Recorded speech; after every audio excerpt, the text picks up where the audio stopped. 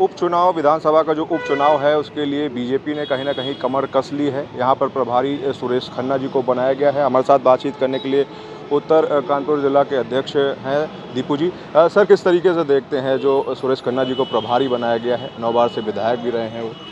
हम सब लोग जानते हैं कि सुरेश खन्ना जी 9 बार के विधायक हैं, बहुत योग्य संगठनकर्ता और बहुत अनुभवी प्रशासक है। वो जहाँ से विधानसभा शाहजहाँपुर से चुनाव लड़ते हैं वहाँ पे उनका जातीय मत बहुत कम होने के बावजूद लगातार वो भारी बहुमत से चुनाव जीतते हैं। उनकी कुशल संगठनकर्ता और जनता से सीधे संबंध का परिचायक है। हम अपने नेतृत्व को, प्रदेश नेतृत्व को, उनको सीसामऊ विधानसभा क्षेत्र का प्रभारी बनाए जाने पर नेतृत्व के प्रति हार्दिक आभार व्यक्त करते हैं, उनका अभिनंदन करते हैं। माननीय सुरेश खन्ना जी के नेतृत्व में निश्चित रूप से सीसामऊ विधानसभा के परिणाम अब की विपक्षियों के लिए विस्मयकारी और हमारे लिए हमारी आशाओं के अनुरूप साबित होंगे, क्योंकि हमने ये जाना है कि पिछले चुनाव में जो हमारे मतों का प्रतिशत कम हुआ, मतों की संख्या कम हुई है, उसके पीछे विपक्ष के द्वारा फैलाया गया झूठे भ्रम का जाल कि 8,500 रुपये महीना परिवार की गरीब महिलाओं को देंगे, भाजपा संविधान खत्म कर देगी, भाजपा आरक्षण खत्म कर देगी। चुनाव इस परिणाम के बाद लोगों का मन साफ हो गया है। 8,500 छोड़ दीजिए, 8.5 रुपये नहीं कोई देने वाला है। और ये गरीबों की गरीबी को छलने का काम विपक्षी गठबंधन ने किया था। इसलिए सीसामऊ में अब की हम कार्यकर्ता घर घर जाके उनके भ्रमजाल को, झूठ के फैलाए हुए भ्रमजाल को तोड़ेंगे। हम प्रत्येक कार्यकर्ता से संपर्क करेंगे। माननीय सुरेश खन्ना जी के नेतृत्व में उनकी कुशल रणनीति से निश्चित रूप से सीसामऊ विधानसभा में जीतने वाले हैं। कहीं ना कहीं देखा जाए तो लोकसभा चुनाव में भी वहाँ पर मत प्रतिशत जो है बीजेपी कहीं ना कहीं हारी है। और पिछले विधानसभा चुनाव की भी बात करें तो अमित शाह जी स्वयं आए, लेकिन कहीं ना कहीं वो सीट जो अहम है वो बीजेपी निकाल नहीं पाई मोदी लहर में। क्या देखते हैं इसके पीछे का कारण? नहीं, सीट हमने बताया ना कि इसके पीछे झूठे नैरेटिव पूरे देश भर में गढ़े गए। उन्होंने कहा कि भाजपा आएगी तो संविधान खत्म कर देगी, भाजपा आएगी तो आरक्षण खत्म कर देगी, अगर उनकी सरकार आएगी तो गरीबों की महिलाओं को 8,500 रुपये महीने खटाखट देंगे।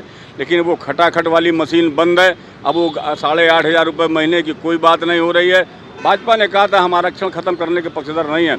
पिछड़ों को, दलितों को, वंचितों को जितना लाभ, जिनके उनके परिवारों को जितनी जो है मूलभूत सुविधाएं पहुंचाने का काम भारतीय जनता पार्टी ने किया है आज़ादी के बाद, इसके पहले किसी भी राजनीतिक दल ने नहीं किया है। और यही जो उनके बीच में झूठ फैलाया गया था उसको तोड़ने का काम भारतीय जनता पार्टी करेगी। हमारे यहाँ सीसामऊ विधानसभा में लगभग 60 मलिन बस्तियाँ हैं जिसमें गरीब लोग रहते हैं, और उन गरीबियों की गरीबी को छलने का, उन्हें झूठा प्रलोभन देकर जो वोट देने का काम किया है, वो कहावत है कि काट की हांडी एक बार चढ़ती है, बार बार नहीं चढ़ती। उनके झूठ का पर्दाफाश होगा।